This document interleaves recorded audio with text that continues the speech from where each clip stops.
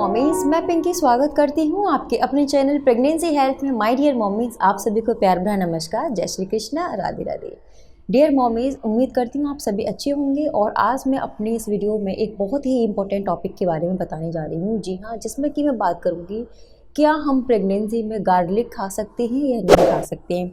मैंने अपनी किसी प्रीवियस वीडियो में ये सजेशन दिया होगा कि अगर कोई प्रेग्नेंट लेडी है और उसको खांसी हो गई है तो वो जैसे अदरक है और लहसुन है वो खा सकती है, लेकिन इसे हमें कितनी क्वांटिटी में खाना है, कब से हमें खाना है और कब नहीं खाना है, इसके क्या साइड इफ़ेक्ट हो सकते हैं, तो इसके बारे में भी मैं आज अपनी वीडियो में सारी ही बातें बता दूंगी, सारे पॉइंट क्लियर कर दूंगी।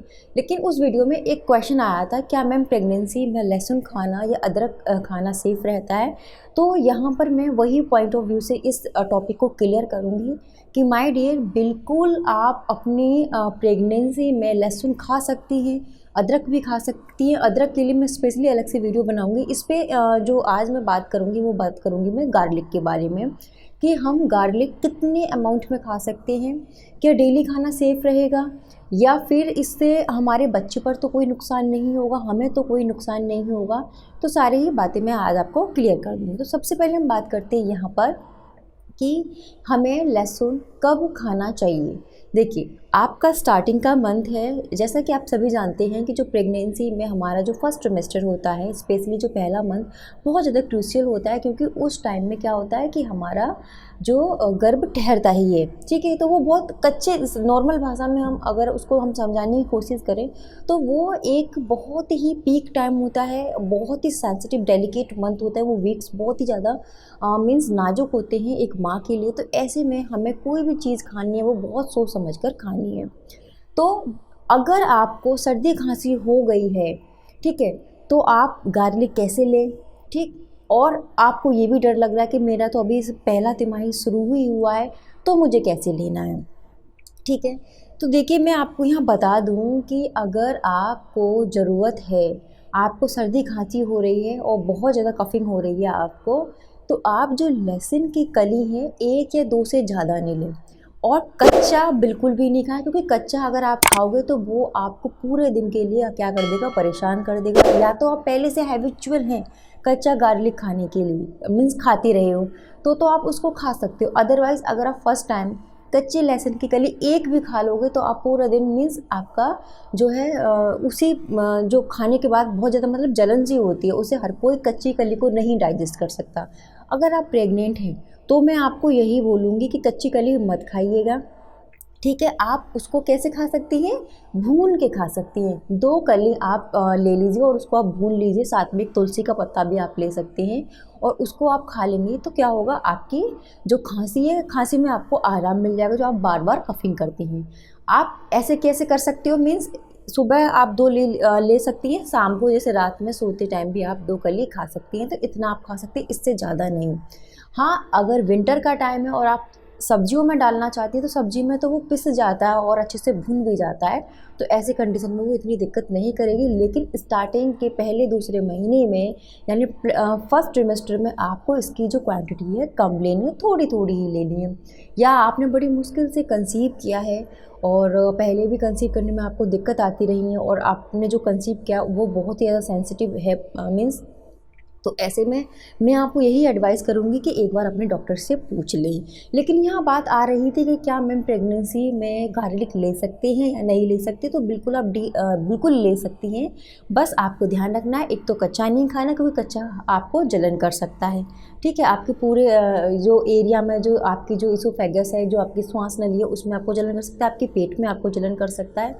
तो इसलिए आप कच्चा ना खाएं, आप भून के खाएंगे तो आप उसे आराम से खा पाओगे और उतने ही उसको जैसे आप कच्चे खाने के फ़ायदा होते हैं उतने ही आपको उसके भून के फ़ायदा आपको मिलेगा। आप चाहें तो सिंपल आप उसे रोस्ट कर सकती हैं तवे पे डालकर, ऐसा नहीं है कि उसमें आपको स्पेशल से किसी तेल में या घी में भूने, आप सिंपली उसे आप रोस्ट करके खा सकती हैं। तो ये तो तरीका रहा लहसुन खाने का।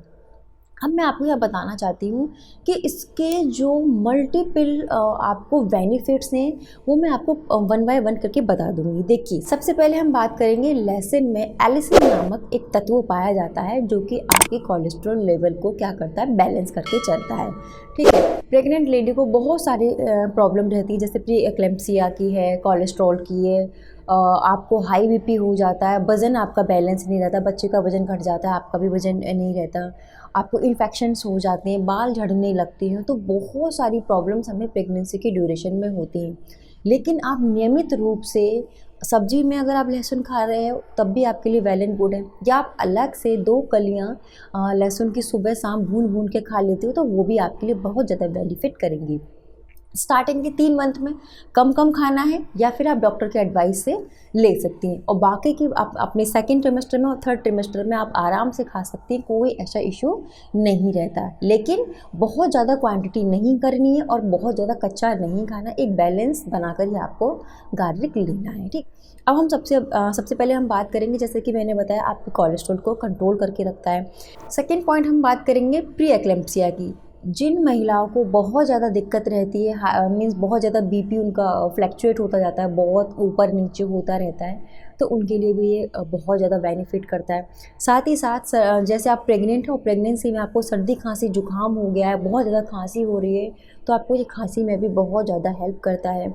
मल्टीपल बेनिफिट्स इसके रहते हैं। साथ ही साथ जैसे आपको कोई भी इन्फेक्शन हो गया, जब हम प्रेग्नेंट होते हैं तो हमारी जो इम्यूनिटी है बहुत ज़्यादा वीक हो जाती है, तो ऐसे में हम बहुत जल्दी जल्दी बीमार पड़ने लगते हैं, सर्दी खांसी बहुत जल्दी हो जाती है, बहुत सारे इन्फेक्शन हमें जकड़ लेते हैं। तो ऐसे में आपको इन्फेक्शन से फाइट करने में और आपकी रोग प्रतिरोधक क्षमता को बढ़ाने में भी लहसुन आपकी बहुत ज़्यादा हेल्प करता है। साथ ही आपने देखा होगा प्रेगनेंसी के समय या प्रेगनेंसी के बाद हमारे बहुत ज़्यादा हेयर फॉल होने लगते हैं।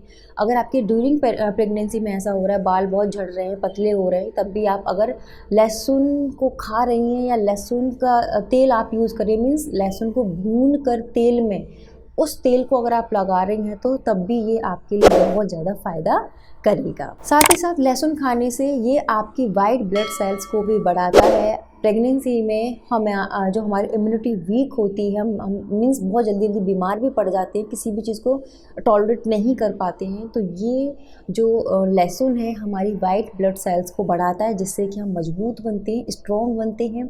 साथ ही साथ हमारे बैलेंस जो हमारा वेट है उसको बैलेंस बना कर रखता है, हमारे गर्भ में पल रहे बच्चे को भी ओवरवेट नहीं होने देता, साथ ही साथ माँ को भी ये ओवरवेट नहीं होने देता। मीन्स कहने का मतलब यही है कि माँ और बच्चा दोनों का जो वेट है उसको बैलेंस बनाए रखता है।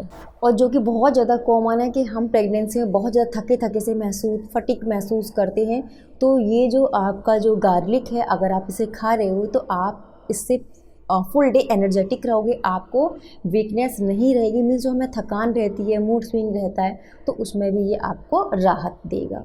तो डियर मॉमीज़, आई होप यहाँ पर आपको सारे डाउट क्लियर हो गए होंगे कि किस तरह से प्रेगनेंसी में लहसुन खाने से हमें फ़ायदे होते हैं। ये बैक्टीरियल इन्फेक्शन, किसी भी प्रकार का फंगल इन्फेक्शन, और हमें जो भी कोल्ड है, कोलेस्ट्रॉल है, हाई बीपी है, इन सब चीज़ों से ये क्या करता है, हमें प्रोटेक्ट करता है और हमें स्ट्रॉन्ग बनाता है।